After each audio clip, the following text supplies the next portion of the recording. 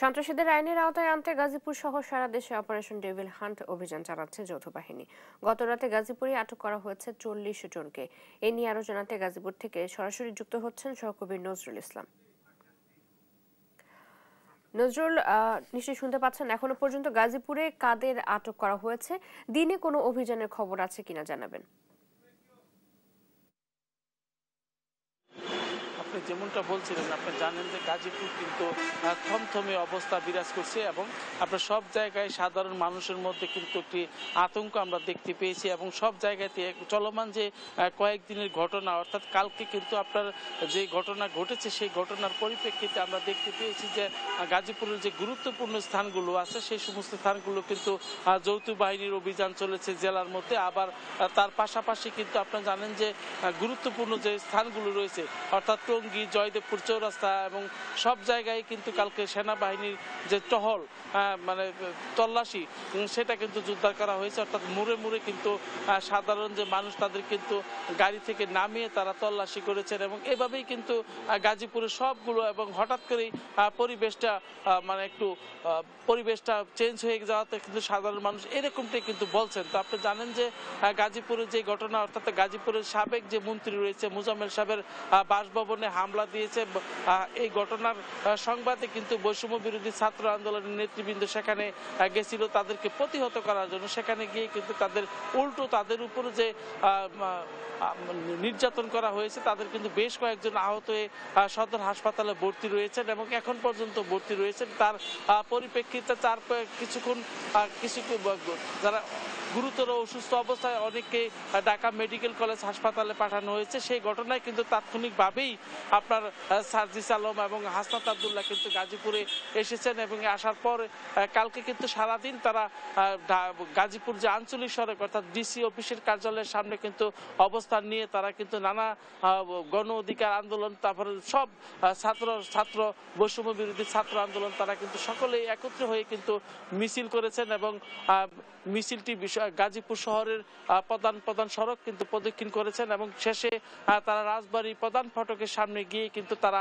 পুলিশকে আলটিমেটাম দিয়েছেন, যে সময় বেঁধে দিয়েছেন যে এই সময়ের মধ্যে যদি আসামিদের গ্রেফতার করা না হয় তাহলে তারা পরবর্তী যে সিদ্ধান্ত সেটা দিবেন। এইরকম ভাবেই কিন্তু উত্তাল ছিল গাজীপুর কালকে সারাদিন। এর পরিপ্রেক্ষিতে আমরা সন্ধ্যার পর থেকে দেখেছি যে গুরুত্বপূর্ণ মোড়গুলোতে সেনাবাহিনীর যে টহল সেটা কিন্তু বৃদ্ধি করা হয়েছে এবং এছাড়া কিন্তু গাজীপুর জেলা পুলিশ কিন্তু আপনার বিভিন্ন জায়গায় যৌথ বাহিনীর অভিযান চালিয়ে কিন্তু আপনার 40 জন আওয়ামী লীগ নেতাকর্মীকে কিন্তু আটক করেছে। এছাড়া কিন্তু আপনারা জানেন যে কালকে সারাদিনই গাজীপুরে আলোচনা মানুষের মুখে মুখে ছিল।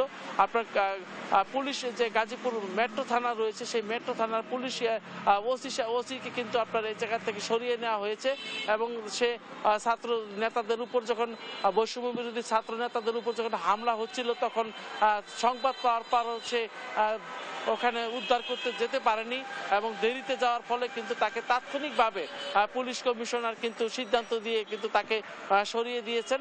তো সবকিছু মিলে কিন্তু গাজীপুর এখনো কিন্তু আপনার থমথমে অবস্থা বিরাজ করছে। সব জায়গায় সাধারণ মানুষ থেকে শুরু করে সব মহলেই কিন্তু আলোচনার বিষয়বস্তু গাজীপুর কি হচ্ছে সেটা নিয়ে। তো এই অবস্থায় কিন্তু গাজীপুরে যে আমরা দেখতে পেয়েছি যে জেলা পুলিশে জানিয়েছেন, পুলিশ সুপার জানিয়েছেন তারা গাজীপুরের 5টি থানা অর্থাৎ কালিয়াকুর, কাপাসিয়া, শ্রীপুর, কালীগঞ্জ এবং জয়দেবপুর, এই 5 থানা মিলিয়ে কিন্তু আপনার 40 জন নেতাকর্মীকে তারা আটক করেছেন এবং তারা 40 জনকে আটক করেছেন। এবং এছাড়া আমরা যেটা জানতে পেরেছি যে গাজীপুর যে মেট্রো যে রয়েছে, মেট্রো থানা যেটা রয়েছে বা কমিশনার কার্যালয় যেটা রয়েছে সেখান থেকে কিন্তু আমরা কোনো তথ্য পাইনি, আটকের কোনো খবর আমরা পাইনি। তবে কিছুক্ষণ পরে সেটা জানা যাবে তারা কতজনকে আটক করেছেন। তবে আপনি এই সবকিছু মিলে কিন্তু গাজীপুরে কিন্তু এখন আপনার একটি মানে থমথমে যে অবস্থা সেটা কিন্তু বিরাজ করছে। তো গত কয়েকদিনের ঘটনায় আপনি জানেন যে কালকে কিন্তু সারাদিনই এর মধ্যে আরেক ঘটনা, সেটা হলো যে আপনার সন্ধ্যার সময় কালকে যখন বৈষম্য বিরোধী ছাত্র নেতাদের বিদায় দিয়ে অর্থাৎ বিদায় দিয়ে গাজীপুরের যে মুসাদ্দের নামের এক সমন্বয়ক, সে কিন্তু রাজবাড়ী প্রধান ফটক যে রয়েছে সেই ফটকের সামনে দাঁড়িয়ে বন্ধুদের সাথে কথা বলছিলেন। তার কিছুক্ষণ পরেই কিন্তু মানে দুষ্কৃতিকারীরা তাকে গুলি করে পালিয়ে যায়। তো এটা নিয়েও কিন্তু মানে শহরের মধ্যে আলোচনা সৃষ্টি হয় এবং সব জায়গায় সেটা ছড়িয়ে পড়লে কিন্তু সাধারণ মানুষের মধ্যে কিন্তু আতঙ্ক বিরাজ করে। এই ঘটনায় কিন্তু তাকে দ্রুত উদ্ধার করে হাসপাতালে নেওয়া হয়। তাকে উন্নত চিকিৎসার জন্য রাতেই কিন্তু তাকে ঢাকায় উন্নত চিকিৎসার জন্য পাঠিয়ে দেওয়া হয়েছে। তো সবকিছু মিলে কিন্তু এখন পর্যন্ত গাজীপুর থমথমে অবস্থা বিরাজ করছে। তবে এই ছিল আমার কাছে গাজীপুর শহর থেকে সর্বশেষ। নজরুল, ধন্যবাদ আপনাকে। আজও ধানমন্ডি 32-এ উৎসুক জনতার ভিড় রয়েছে এবং এই নিয়ে আরো জানাতে সেখান থেকে যুক্ত হচ্ছেন আমাদের সহকর্মী হাসান মাহমুদ। কথা বলবো তার সাথে। হাসান, ধানমন্ডি 32-এ আজ কেমন পরিস্থিতি দেখছেন? আপনাকে ধন্যবাদ। যেমনটা বলছিলেন যে আজকে পঞ্চম দিনের মতো কিন্তু ভাঙচুরের কার্যক্রম সেটি কিন্তু চলছে এবং সেখানে দেখছি সাধারণ মানুষের কিন্তু ব্যাপক ভিড়। পঞ্চম দিনে আসলে সেই পরিমাণ কিন্তু কমেনি এবং আমরা দেখছি তবে আজকে আইন শৃঙ্খলা রক্ষাকারী বাহিনীর যে সদস্য তাদের যথেষ্ট পরিমাণে উপস্থিতি আমরা দেখছি এবং সেখানে কিন্তু কোনো ধরনের বিশৃঙ্খলা যাতে তৈরি নয় সে ব্যাপারে কিন্তু তারা সর্বোচ্চ সতর্কতা অবলম্বন করছে। এবং আমরা কিছুক্ষণ আগে দেখেছি ফায়ার সার্ভিসের কর্মীরা এসেছে এবং যে বিষয়টি নিয়ে একটু ধূম্রজাল তৈরি হয়েছিল সেটি হচ্ছে যে এখানে ভিতরে নির্মাণাধীন একটি ভবনের নিচতলা আন্ডারগ্রাউন্ডে ব্যাপক পরিমাণ পানি ছিল। সেই পানিগুলো আসলে সেচের কার্যক্রম সেটি কিন্তু ফায়ার সার্ভিস আজকে করছে। এর পাশাপাশি কিন্তু আজকে র্যাব পুলিশের কিন্তু ব্যাপক উপস্থিতি রয়েছে এবং যে সামনে যে রাস্তাটি রয়েছে সেটি দিয়ে কিন্তু অবাধে অন্যান্য দিন যেরকম গাড়ি চলতো সেটি কিন্তু আজকে চলতে দেওয়া হচ্ছে না। তবে সাধারণ মানুষ আসছেন, তারা কিন্তু দেখছেন বিভিন্ন কিছু আসলে তাদের স্মৃতি হিসেবে নিয়ে যাচ্ছেন, এমনটা কিন্তু এখানকার যারা এসেছেন তারা বলছেন। এবং দর্শনার্থীর যে সংখ্যা সেটি কিন্তু কোনোভাবেই কমেনি। আমরা দেখছি যে বিভিন্ন শ্রেণী পেশার মানুষ কিন্তু তারা এসেছে, একই সাথে যারা কর্মজীবী মানুষ ঢাকা শহরে তারা কিন্তু এসেছে এবং তারা এখানে যেসব ভাঙচুর করে রড বা এই ধরনের যেসব জিনিস রয়েছে সেগুলো কিন্তু তারা নিয়ে যাচ্ছে। তো সাধারণ মানুষের যেটি ক্ষোভ সেটি হচ্ছে যে 32 নম্বর আসলে শুধু ভাঙ্গা, অনেকেই বলছেন যে আসলে এটি অনেকটা দেরি হয়ে গেছে এবং আমরা দুজনের সাথে একটু কথা বলবার চেষ্টা করব। আপনার সাথে একটু কথা বলা যাবে? এই যে 32 নম্বর ভাঙ্গা হচ্ছে এবং শেষ পর্যন্ত ভেঙে ফেলা হলো, এটাকে আপনারা কিভাবে দেখছেন? এটা বুঝবো যে পাপের ফল, মানুষ পাপ করলে তো অবশ্যই তার ফল ভোগ করতেই হবে। মানুষের ফালাইলে গেমে গায়ে, এটা মানুষের মারিয়া ফালাই গেমে করে, এরা জানে না ফালাই দেয়, মারিয়া ফালাইবে গেমে, ফালাই দেবো না আপনার মানুষ সেটার দাম ছড়া দেয় মারি হালাই, ওটার মধ্যে মারি হালাই। এখন যে ভাঙ্গা হয়েছে এটা যথেষ্ট হয়েছে কিনা? এটা জঙ্গল আছে, যখন ভাঙ্গা আসছিল যখন ভাঙ্গা গেছে তখন মারিয়া ফেলায়, মানুষ একজনে মারে আরেকজনে গুলো মারি হালায়। ধন্যবাদ আপনাকে। আমরা আরেকজনের সাথে একটু কথা বলতে চাই।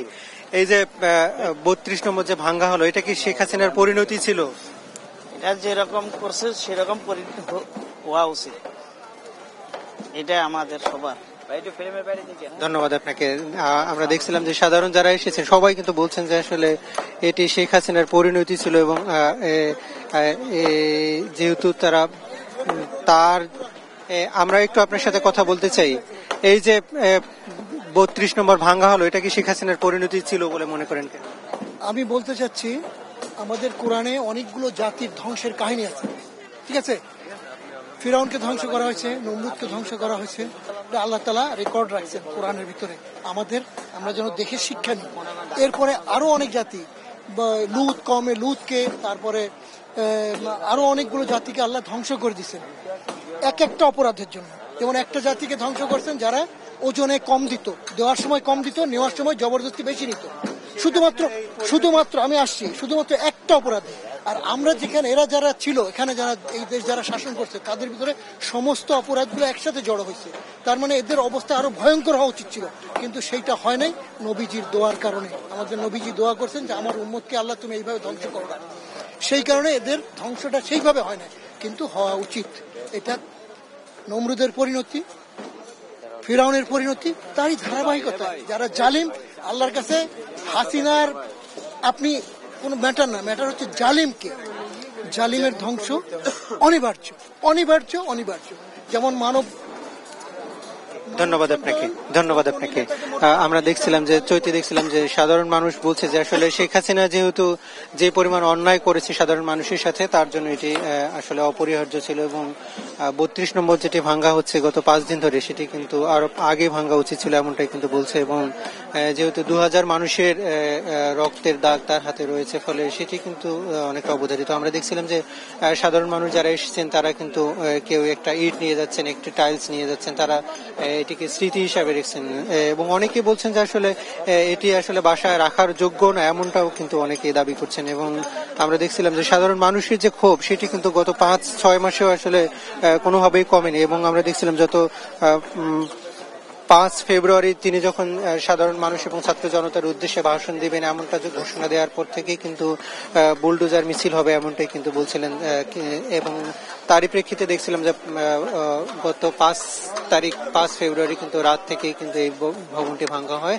যদিও এর আগে 5 আগস্ট যেদিন শেখ হাসিনা দেশ ছেড়ে পালিয়ে যান সেদিনেই কিন্তু বুলডোজার এই ভবনটিতে আগুন দেয় এবং এখানকার ভিতরে যে সব যন্ত্রপাতি ছিল, যে সব স্মৃতি রাখা ছিল, সবগুলো কিন্তু আসলে সেদিনেই পড়ে যায় এবং শুধু ভবনটি দাঁড়িয়েছিল। কিন্তু সেটিও কিন্তু গত 5 ফেব্রুয়ারির পর থেকে আসলে ভাঙা শুরু হবে। এখন পর্যন্ত দেখছেন যে পুরো বাড়িটি কিন্তু ধ্বংসাবশেষে পরিণত হয়েছে এবং সাধারণ মানুষ যা পারছেন এখান থেকে কিন্তু নিয়ে যাচ্ছেন এবং আইন শৃঙ্খলা রক্ষাকারী বাহিনীর সদস্যরা কিন্তু কোনো ধরনের তৎপরতা দেখাচ্ছে না এবং সাধারণ মানুষকে কিন্তু নির্বিঘ্নে তাদের ভাঙচুরের কার্যক্রম সেটি কিন্তু পরিচালনা করতে দিচ্ছেন। তো চৈতি, এই ছিল আমার কাছে 32 নম্বর থেকে সবশেষ পরিস্থিতি। হাসান, ধন্যবাদ আপনাকে। তিস্তা মহাপরিকল্পনা বাস্তবায়নের জন্য সমীক্ষা চালাতে আসছেন উপদেষ্টা আসিফ মাহমুদ সজীব ভুঁইয়া ও সৈয়দা রিজওয়ানা হাসান। এ নিয়ে আরো জানাতে সরাসরি যুক্ত হচ্ছেন সহকর্মী রফিকুল ইসলাম। রফিকুল, তারা কয়টা নাগাদ পৌঁছাবেন তিস্তা পারে?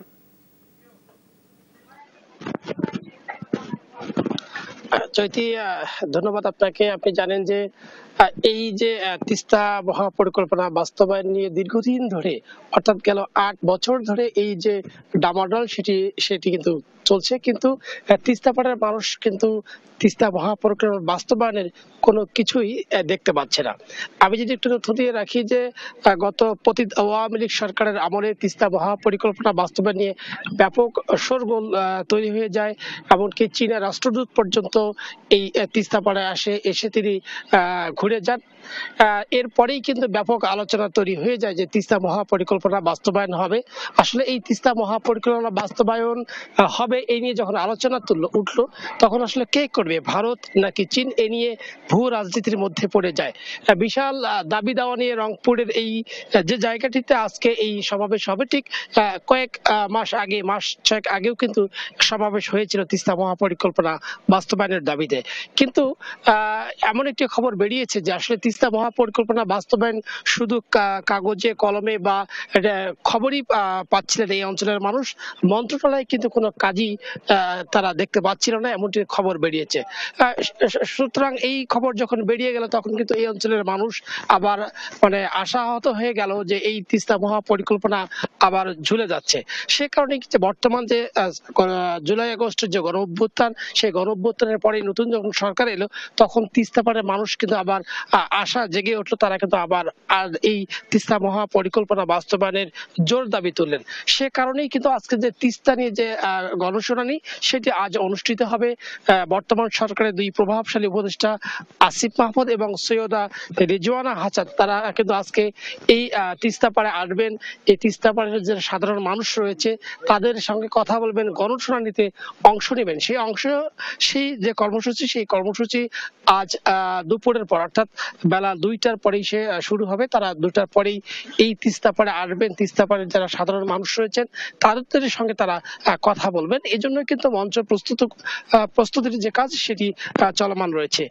চৈতে, আমি আপনাকে একটু তথ্য দিয়ে রাখি। আপনি জানেন যে এই তিস্তার যে বাংলাদেশ অংশ, সেই বাংলাদেশ অংশে 115 কিলোমিটার, অর্থাৎ 2 ধারে 230 কিলোমিটার তিস্তা রয়েছে, যেখানে প্রতি বছর বছর বন্যা খরায় কিন্তু মানুষ হাজার হাজার মানুষ শত কোটি টাকার বা হাজার কোটি টাকার বলা হয়ে থাকে, কখনো কখনো এটি কিন্তু আর্থিকভাবে তারা ক্ষতিগ্রস্ত হয়েছে। আপনি জানেন যে এখন এই যে নদীতে কিন্তু একেবারেই পানি নেই, অর্থাৎ একেবারে আপনি জানেন যে তিস্তার যে অববাহিকা, সেই অববাহিকা একেবারেই চর পড়ে গেছে, এখানে কোনো পানি নেই। মানুষটা কিন্তু এক পার থেকে আর এক পার পর্যন্ত পায়ে হেঁটে কিন্তু তারা যেতে পারছে। অর্থাৎ এই যে তিস্তার যে পরিস্থিতি, ভয়াবহ পরিস্থিতি, কখনো কখনো তিস্তা একেবারেই পানি শুরু হয়ে পড়ছে, আবার কখনো একেবারে চর জেগে উঠছে। মানুষজন যে প্রতি বছর ক্ষতিগ্রস্ত হয়ে উঠছে, সেই ক্ষতিগ্রস্ত থেকে তারা মুক্তি চায়। বিশেষ করে বন্যার সময়, অসময়ে বন্যা এবং খরায় কখনো কখনো ভাঙনের মুখে পড়ছে এই অঞ্চলের মানুষ বা তিস্তা পাড়ের মানুষ।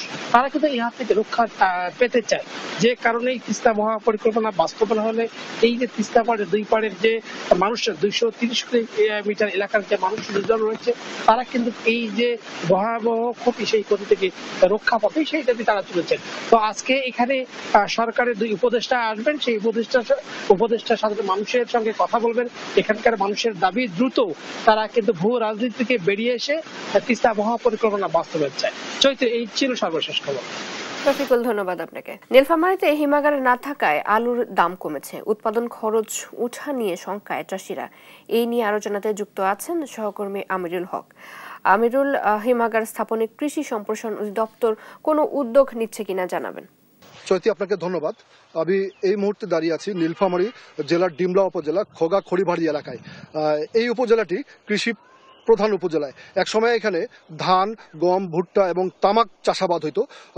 গত কয়েক বছর থেকে আলু চাষাবাদ বেশি হচ্ছে এবং প্রতি বছরই লক্ষ্যমাত্রা ছাড়িয়ে যাচ্ছে। কিন্তু এই উপজেলায় সরকারি বা বেসরকারি কোনো হিমাগার নেই। এছাড়াও এই বছর আলুর যে দর পতন ঘটেছে, এতে করে কৃষকরা চরম বিপাকে পড়েছেন। কৃষকের এই আলু উৎপাদনেই এখন গলার কাটায় পরিণত হয়েছে। জেলা কৃষি সম্প্রসারণ অধিদপ্তর আমাদেরকে যেটি জানিয়েছে, সেটি এই জেলাতে মোট 11টি হিমাগার রয়েছে, যার ধারণ ক্ষমতা হচ্ছে 82,250 মেট্রিক টন। অথচ এই জেলায় লক্ষ্যমাত্রা নির্ধারণ করা হয়েছে 5,750 মেট্রিক টন। শুধুমাত্র এই উপজেলাতেই 42,000 মেট্রিক টন আলু উৎপাদন হয়েছে। তাহলে সেটা বুঝতেই পারছেন যে কৃষকদের জন্য কি সমস্যা আছে। আমি একটু দেখাতে চাচ্ছি যে বিস্তীর্ণ এলাকা জুড়ে এখানে সবুজের সমারোহ। এবছর আবহাওয়া অনুকূলে থাকার কারণে ফলন বেশি হয়েছে, কিন্তু কৃষকের অর্থাৎ চারা থেকে শুরু করে সার এবং আলু তোলা পর্যন্ত যে খরচ হয়েছে, সেই উৎপাদন খরচেই কৃষকরা উঠাতে পারছেন না। তারা যেমনটি জানিয়েছে, তাদের প্রতি কেজি আলু উৎপাদনে খরচ হয়েছে 15 থেকে 16 টাকা, অথচ বিক্রি করতে হচ্ছে তাদেরকে 10 থেকে 12 টাকা। সেই হিসাবে তাদের প্রতি কেজি আলুতে 4 থেকে 5 টাকা লোকসান করে বিক্রি করতে হচ্ছে। কৃষি বিভাগ যেটি জানিয়েছে যে গত কয়েক বছর থেকে আলুর দর বেশি এবং এই উপজেলায় কৃষি সম্প্রসারণ অধিদপ্তরের সচেতনতায় তামাক চাষাবাদ খুবই কমে গেছে। এই কারণে চাষিরা আলু উৎপাদনে ঝুঁকেছেন, কিন্তু কোনো ধরনের সংরক্ষণ ব্যবস্থা না থাকার কারণে কৃষকরা বাধ্য হয়ে মধ্যস্বত্তা ভোগীদের কাছে খুব কম দামে আলু বিক্রি করছেন। এছাড়া এই উপজেলায় সরকারিভাবে কোনো উদ্যোগ এই পর্যন্ত নেওয়া হয়নি, অথচ গত কয়েক বছর থেকে লক্ষ্যমাত্রায় আলুর ছাড়িয়ে যাচ্ছে। আলুর আবাদ বেশি হওয়ার কারণে এবং এই বছর বলা যায় যে দর পতন যেটি ঘটেছে, সেটি সর্বনিম্ন মাত্রায়, অর্থাৎ তাদের উৎপাদন খরচ উঠছে না। এই কারণে কৃষকরা একটা বড় ধরনের হোঁচট খেয়েছেন। কৃষকদের অভিযোগটি হচ্ছে যে কৃষি সম্প্রসারণ অধিদপ্তর যদি আগে থেকে তাদের সাথে সমন্বয় করত, যে এই বছর আলুর চারার দাম কেমন হবে, সার দাম কেমন হবে এবং সব মিলে উৎপাদন খরচ কত হবে এবং সবকিছু মিলে এর দাম যদি নির্ধারণ করা যেত, তাহলে কৃষকরা সেভাবে ক্ষতিগ্রস্ত হতো না। তারা বলছেন যে কৃষি সম্প্রসারণ অধিদপ্তরের সমন্বয়হীনতার কারণে তাদের আজকে এই ক্ষতির সম্মুখীন হতে হয়েছে। তো চৈতি, কৃষকরা আর যেটি বলছে সেটি হচ্ছে যে এই উপজেলা, বিশেষ করে এই ডিমলা উপজেলায় একটি সরকারি বা বেসরকারি যদি হিমাগার করা যেত তাহলে স্থানীয়ভাবে আলুর চাহিদা পূরণ করে আশপাশের জেলার চাহিদা পূরণ করা সম্ভব হবে। এই ছিল আমার কাছে আলু নিয়ে সর্বশেষ। আমিরুল, ধন্যবাদ আপনাকে। নিরাপত্তা ব্যবস্থা নিশ্চিত না করে ময়মনসিংহ নগরীতে যত্রতত্র চলছে বহুতল ভবন নির্মাণ, ঘটছে ছোট বড় দুর্ঘটনা। এ বিষয়ে বিস্তারিত জানাতে সরাসরি যুক্ত হচ্ছেন সহকর্মী ইলিয়াস আহমেদ। ইলিয়াস, দুর্ঘটনা এড়াতে সংশ্লিষ্ট কর্তৃপক্ষ কোনো পদক্ষেপ নিচ্ছে কিনা?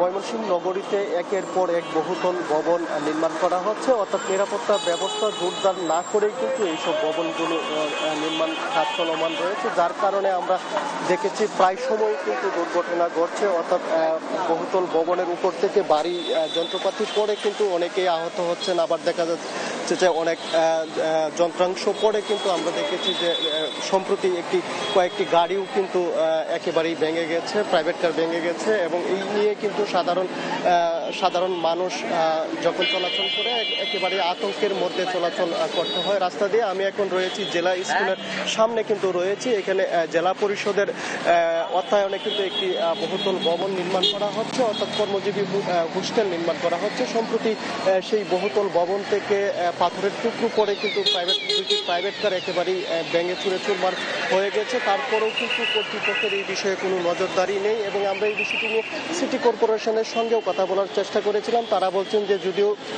এই বিষয়গুলো তাদের দেখার দায়িত্ব রয়েছে, কিন্তু তারাও কিন্তু কোনো সঠিক উত্তর তারা কিন্তু দিতে পারে না। অর্থাৎ যারা এদিক দিয়ে চলাচল করে তারা কিন্তু অনেকটা আতঙ্কের মধ্যে চলাচল করতে হচ্ছে। অর্থাৎ শুধু খালি এই জায়গাটি নয়, এবং নগরীর বিভিন্ন জায়গায় কিন্তু বহুতল ভবন নির্মাণ করা হচ্ছে। বিশেষ করে পথচারী এবং শিক্ষার্থী যারা রয়েছেন তারা কিন্তু খুব আতঙ্কের মধ্যে আছেন। আমরা জেলা স্কুলের একজন শিক্ষার্থীর সঙ্গে এই বিষয়ে একটু কথা বলবো, একটু জানতে চাই এই ভবনের নিচ দিয়ে চলাচল করাতে কি ধরনের সমস্যা হচ্ছে। জি, আমি এখান থেকে হেঁটে আসতেছিলাম, তো উপর থেকে একটা ইট গাড়ির উপর পড়লো। এরকম যদি ইট কোনো শিক্ষার্থী, আমার মতো কোনো শিক্ষার্থীর মাথায় পড়তো, তাহলে তাদের নিরাপত্তার দিকটা কে বিবেচনা করবে? এই শিক্ষার্থী বলছিলেন যে যদি গাড়ির উপরে না পড়ে কিন্তু তাদের শরীরে পড়লে হয়তো তারা আহত হতে পারতো, সেই বিষয়টি বলছিলেন। এবং আমরা অনেক সময় দেখেছি যে বহুতল ভবন নির্মাণের কারণে কিন্তু শুধু বিভিন্ন গাড়ি কিংবা যানবাহনেই ক্ষতিগ্রস্ত হয়নি, সাধারণ মানুষও কিন্তু অহরহ আহত হচ্ছে, এবং সেই বিষয়টি নিয়ে কিন্তু কর্তৃপক্ষ একেবারেই নজরদারি দিচ্ছেন না। এবং তারা বলছেন যে তারা কিন্তু তাদের যে কার্যক্রম, অর্থাৎ সিটি কর্পোরেশন যদিও বলছেন যে তারা সেই বিষয়ে কিন্তু যখন ভবন অনুমোদন দেন তারা কিন্তু সেই বিষয়ে সতর্ক করে দেন। অর্থাৎ নির্মাণাধীন ঠিকাদার যারা রয়েছেন তাদের সঙ্গেও আমরা কথা বলার চেষ্টা করেছিলাম। তারা বলছেন যে আকস্মিকভাবে দুর্ঘটনা ঘটে থাকে এবং তারা কিন্তু এই বিষয়ে কোনো দায় নিতে রাজি নয়, সেই বিষয়টি তারা বলছিলেন। এছাড়াও আমরা দেখেছি নতুন বাজার এবং জেলা স্কুল মোড় সহ বেশ কয়েকটি মোড়ে কিন্তু নির্মাণ সামগ্রী পড়ে বহুতল ভবন থেকে অনেকেই কিন্তু আহত হচ্ছেন এবং অনেক গাড়ির যন্ত্রাংশ কিন্তু নষ্ট হচ্ছে। আমরা আরেকজন স্থানীয় রয়েছেন, একটু জানতে চাই বহুতল ভবন থেকে নির্মাণ সামগ্রী পড়ে কি ধরনের ক্ষতি হচ্ছে। এটা আপনার রানিং রাস্তা, তো অনেক সময় গাড়ি টাড়ি যাইতেছে, লোকজন যাতায়াত করতেছে। কোন আপনার এই বিল্ডিংটা যখন গাঁথনিটা ভাঙিয়া পড়ে, তো ওরা ভাঙিয়া আসলে ফালাইতে চাইছিল ভিতরে, কিন্তু এটা ভিতরে না পড়া মুচুর খায় এটা বাইরে চলে আসার পর যখন গাড়ি যাতায়াত করতেছে, গাড়িটি দাঁড়ানো ছিল, দাঁড়ানোর পর আপনার একটা গাড়ির সামনের গ্লাস ভেঙে গেছে, আরেকটা গাড়ির ব্যাক গ্লাস ভেঙে গেছে, পার্কিং ভেঙে গেছে, গাড়িটা একটু ডেপ খেয়েছে, এটাই ক্ষতিগ্রস্ত হয়েছে। আর কোনো লোকজন কোনো আহত হয়নি, কোনো নিহত হয়নি।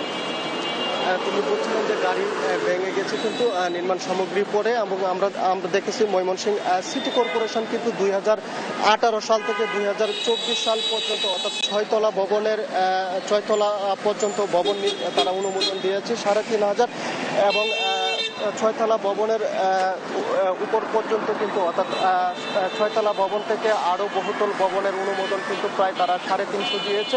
অর্থাৎ সিটি কর্পোরেশন থেকে বলা হচ্ছে যে যখন তারা ভবনগুলো অনুমোদন দেন তখন কিন্তু তাদের যে মাছা এবং নেট দিয়ে কিন্তু নির্মাণ সামগ্রী করার নির্দেশনা কিন্তু তারা দিয়ে থাকেন। তারপরেও কিন্তু আমরা দেখেছি যারা ভবন নির্মাণ করছেন তারা কিন্তু সেই সব দায়িত্ব কিন্তু তারা পালন না করায় অহরহ দুর্ঘটনা ঘটছে। এই ছিল আমার কাছে ময়মনসিংহ থেকে সর্বশেষ। ইলিয়াস, ধন্যবাদ আপনাকে। টাঙ্গাইলে বর্জ্য ব্যবস্থাপনা না থাকায় শহরে প্রবেশ মুখে ফেলা হয় ময়লা আবর্জনা। এ বিষয়ে বিস্তারিত জানাতে সরাসরি যুক্ত হচ্ছেন সহকর্মী অভিজিৎ ঘোষ। অভিজিৎ, বর্জ্য নিরসনে পৌরসভা কোনো উদ্যোগ নিচ্ছে কিনা জানাবেন। জি জ্যোতি, আপনি যেমনটি বলছিলেন যে এই টাঙ্গাইল শহরের প্রবেশ মুখের দুইটি জায়গাতে এই ময়লা আবর্জনা ফেলা হয়। পৌরসভার যত ময়লা রয়েছে সেটি হচ্ছে টাঙ্গাইল ময়মনসিংহ সড়ক এবং হচ্ছে আরিচা টাঙ্গাইল মহাসড়কের প্রবেশ পথ বলে খ্যাত টাঙ্গাইলে এই দুইটি প্রবেশ পথে এই ময়লা আবর্জনা ফেলা হচ্ছে পৌরসভার বিভিন্ন এলাকা থেকে।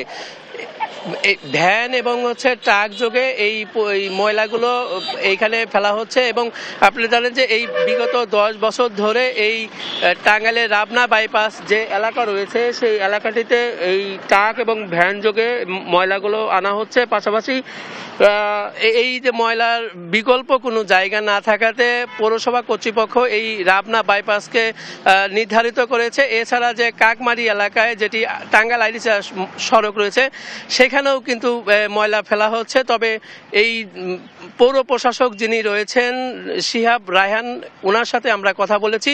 উনি যেমনটি জানিয়েছেন যে এই ময়লা আবর্জনা আধুনিক ব্যবস্থাপনার জন্য একটি প্রকল্প গ্রহণ করা হয়েছে, দ্রুত সেই প্রকল্প বাস্তবায়ন হবে। তবে এই প্রকল্প বাস্তবায়ন হলে এই ময়লা আবর্জনা থেকে টাঙ্গাইলে বিদ্যুৎ এবং সার উৎপাদন হবে, এমনটি জানিয়েছেন পৌর প্রশাসক যিনি রয়েছেন। এছাড়া হচ্ছে এই প্রকল্পটি কোথায় হবে এটি না বলতে পারলেও তিনি বলেছেন যে অতি দ্রুত এটি যেহেতু অনুমোদন হয়ে গেছে এটি দ্রুত কাজ শুরু হবে এবং এই কাজ শুরু হলে এই ময়লার যে আবর্জনার যে পরিকল্পনা ব্যবস্থাপনা সেটি পরিবর্তন হবে এবং এর ফলে এই টাঙ্গাইলের যে পৌরসভার যে আবর্জনা রয়েছে সেগুলো একটি ব্যবস্থা গ্রহণ করা হবে। পাশাপাশি এই টাঙ্গাইলে প্রতিদিন গড়ে 50 থেকে 60 টন ময়লা আবর্জনা বজ্র এইখানে ফেলা হচ্ছে, যে কারণ হচ্ছে এই সড়কগুলোতে যারা চলাচল করছে তাদের যেমন দুর্ভোগ প্রভাত হচ্ছে, পাশাপাশি এইখানে যারা কাজ করছেন তাদেরকেও একটি ঝুঁকি নিয়ে কাজ করতে হচ্ছে। যেহেতু এই বাসাবাড়ির ময়লাই শুধু নয়, এইখানে ক্লিনিক এবং হাসপাতালের যে ময়লা আবর্জনাগুলো রয়েছে সেই আবর্জনাগুলো এইখানে ফেলা হচ্ছে, যে কারণে একটি ঝুঁকি তৈরি হয়েছে এবং নাগরিক সমাজ যেটি বলেছেন যে অতি দ্রুত এই ময়লা আবর্জনার একটি পরিকল্পিত ব্যবস্থা গ্রহণের বাস্তবায়ন যদি করা হয় তাহলে সেই দুর্ভোগ থেকে এই টাঙ্গাইল পৌরবাসী রক্ষা পাবেন, এমনটি জানিয়েছেন টাঙ্গাইলের নাগরিক সমাজ। টাঙ্গাইলের ময়লার ভাগাড় থেকে সর্বশেষ জানাচ্ছিলাম। অভিজিৎ, ধন্যবাদ আপনাকে। শীতের শেষে বন্য প্রাণী ও সুন্দরবনের নয়নাভিরাম দৃশ্য দেখতে ছুটে আসছেন পর্যটকরা। এ বিষয়ে বিস্তারিত জানাতে সরাসরি যুক্ত আছেন সহকর্মী নূর ইসলাম রকি। রকি, পর্যটকদের কেমন আনাগোনা দেখছেন? বিশ্বের বৃহত্তম যে ম্যানগ্রোভ ফরেস্ট সুন্দরবন, এই সুন্দরবনের কিন্তু আসলে এখন পর্যটকদের শেষ মুহূর্তে আনাগোনার কিন্তু উপচে পড়া ভিড় শুরু হয়েছে। আমরা একটু বলি যে আমরা এখন এই যে মানে যেখানে আছি এটা হচ্ছে জঙ্গলবাড়ি একটা রিসোর্ট এবং দর্শক আপনারা দেখতে পাচ্ছেন ঠিক সুন্দরবনের বিপরীত সাইডে কিন্তু এই ধরনের 10 থেকে 12টার মতো রিসোর্ট হয়েছে এবং এখানে যারা পর্যটকরা তারা কিন্তু এখানে আসছে এবং শুধুমাত্র নদীপথে না কিন্তু অনেক ধরনের পর্যটকরা এখানে আসছেন। আমরা একটু বলতে চাই যে যারা এখানে আসছে তারা কিন্তু এই শীতকে কেন্দ্র করে আসলে এই সুন্দরবনে আসে এবং পাশাপাশি ঢাকা, রাজশাহী থেকে অনেক দূর থেকে কিন্তু আসে। আমরা একটু জানতে চাইবো যে এখানে এসে কেমন লাগছে একটু আমাদের। আমরা সবাই এই জায়গায় আইছি, আমাদের সবাই অনেক মজা লাগছে আর হচ্ছে এই জায়গাটা অনেক ভালো। দর্শক আপনারা শুনতে পাচ্ছিলেন যে এই যে রিসোর্টে কিন্তু দূর দূর থেকে লোক আসছে, পাশাপাশি আমরা আরেকজন পর্যটকদের দেখতে যাচ্ছি। আপনারা জানতে চাইবেন যে এই যে ধরনের সুবিধা এবং সুন্দরবনে যে পর্যটকদের ভিড় আসছে এর সুবিধা অসুবিধাগুলো একটু আমাদের বলবেন। সুবিধা হচ্ছে যে এটা মানুষটা একটা নির্মল বিনোদনের জন্য খুব সুন্দর পরিবেশে করা এবং এটা পরিবেশ বান্ধব এবং এখানে প্রায় আমার জানার মতে 13টার মতো রিসোর্ট আছে। 13টার মতো রিসোর্ট আছে এখানে। তার ভিতরে এটাই সব থেকে সুন্দর। আমি অন্যগুলো ঘুরেছি, বাট এটা আমার সব থেকে ভালো লাগছে। এখানের খুব কোঅর্ডিনেশনটা খুব সুন্দর, খুব ভালো মানুষ। দর্শক, আপনারা যেমনটি শুনছিলেন, একটু আপনাদেরকে বলে রাখি যে এই অক্টোবর থেকে ফেব্রুয়ারি পর্যন্ত কিন্তু আসলে এই সুন্দরবনকে কেন্দ্র করে পর্যটকদের ভিড় বাড়ে এবং ঠিক শেষ মুহূর্ত আসলে পর্যটকদের এখানে আসলে পর্যটকরা আসা যাওয়া শুরু করছে। তবে সারা বছরই কিন্তু সুন্দরবনকে কেন্দ্র করে পর্যটকরা হুমড়ি খেয়ে এখানে বসে। এর বাইরে আমরা একটু বলে রাখি যে বর্ষা মৌসুমে কিন্তু সম্প্রতি সুন্দরবনে পর্যটকদের ভিড় বেড়েছে। তার কারণ হচ্ছে ভ্রাম্যমান কিছু জাহাজ বা ভ্রাম্যমান কিছু রিসোর্টের কারণে কিন্তু পর্যটকদের আকৃষ্ট করার জন্য নতুন ধরনের আসলে পদ্ধতি অবলম্বন করছে খুলনা অঞ্চলে যারা সুন্দরবন কেন্দ্রিক পর্যটক নিয়ে ব্যবসা করে। তো খুলনা থেকে এটা ছিল আমার কাছে সর্বশেষ সংবাদ।